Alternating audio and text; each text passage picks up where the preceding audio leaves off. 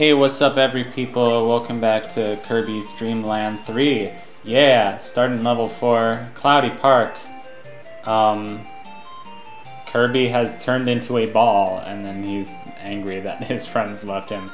I don't know, that was a pretty pointless one. It's not as funny as Choo Choo getting really angry and then smacking Gooey in the face. In the face.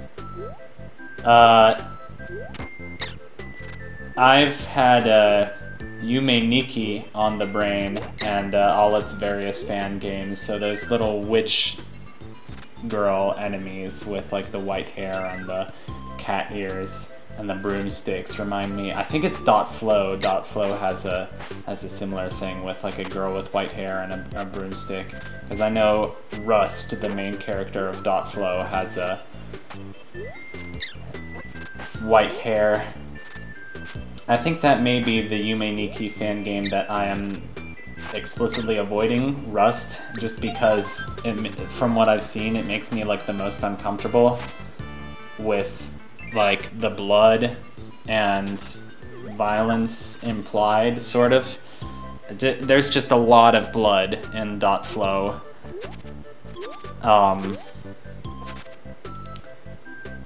Yeah.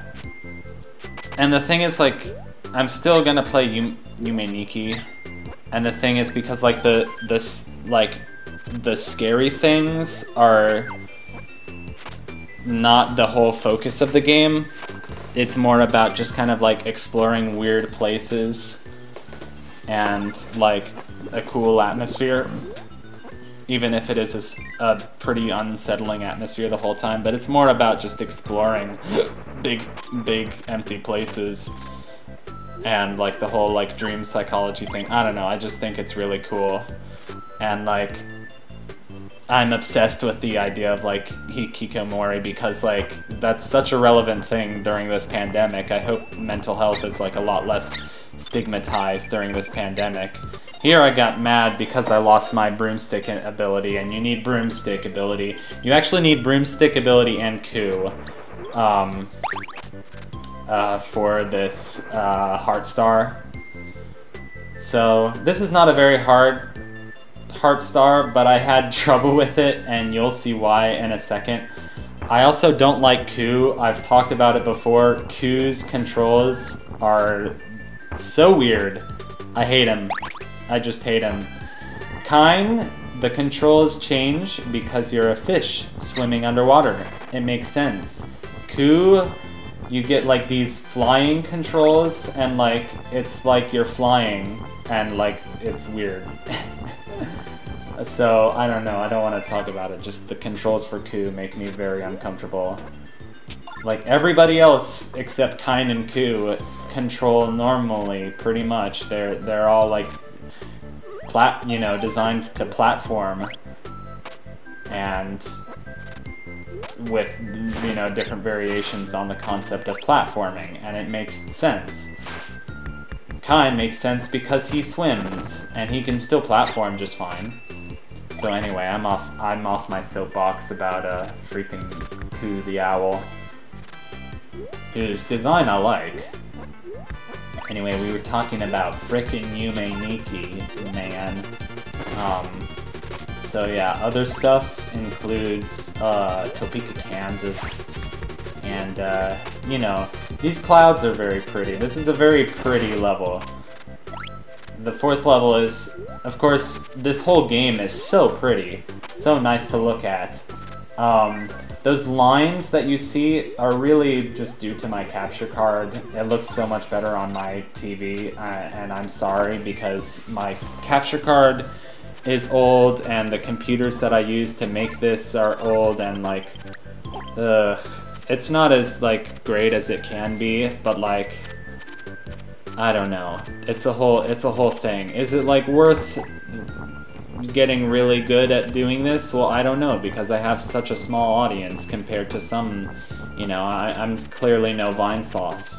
Which, oh yeah, I mentioned the Vinesauce allegations thing. I think that all got resolved. I'm really happy for him. He's a good guy. He doesn't deserve to go through some harassment like that when he's clearly innocent. I don't know. Yeah, some of this whole, like, long Indiana Jones Boulder segment is kind of Boulder-Dash, if you ask me. Frick. Oh, whatever. It's like, why are the boulders always rolling to the right? Why can't some of them roll to the left? You know? Anyway, we made it through all that. Okay, look. Here, they're gonna give us a broomstick ability. Also, these, like, third layer or whatever, these foreground clouds that just block the screen, they're just annoying. Like, what purpose do they serve? They're showing off the SNES's graphical capacity, but it's just annoying.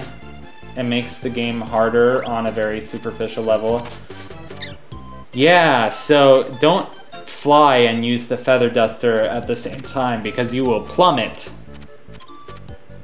So if you're over a pit, so that was my dumb mistake. I wasn't thinking about that. Okay, one of these boulders looks like it's going to roll downhill, and it doesn't.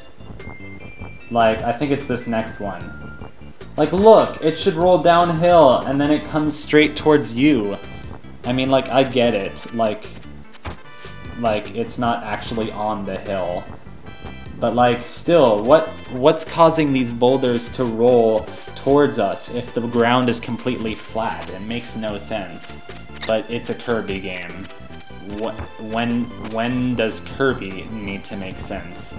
So, yeah.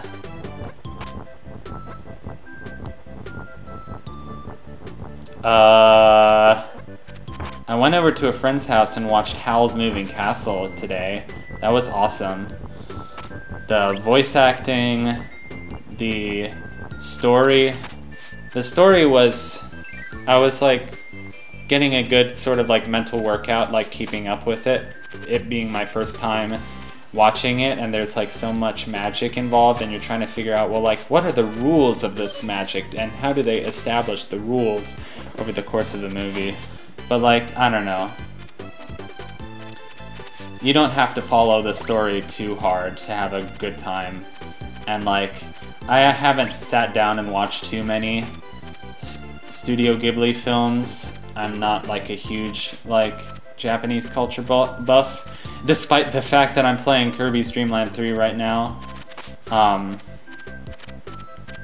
Yeah, but people kind of assume that like video game nerds are huge Japanese culture buffs. But anyway, yes, the film was awesome. The music was awesome. Joe Hisaishi is kind of a legend in the musical world, and just not even in the musical world, in the whole world in general. Yeah, and it was cool. It was cool because the film had this very beautiful look to it, and they were like, it looked like sort of Amsterdam and the Swiss Alps and maybe Copenhagen or Bavaria, I don't know, just like these different European places all mixed into one. And the actual castle itself, sort of the very sort of goofy mechanical looking, I was like, oh, that sort of looks like Machinarium or Creeks.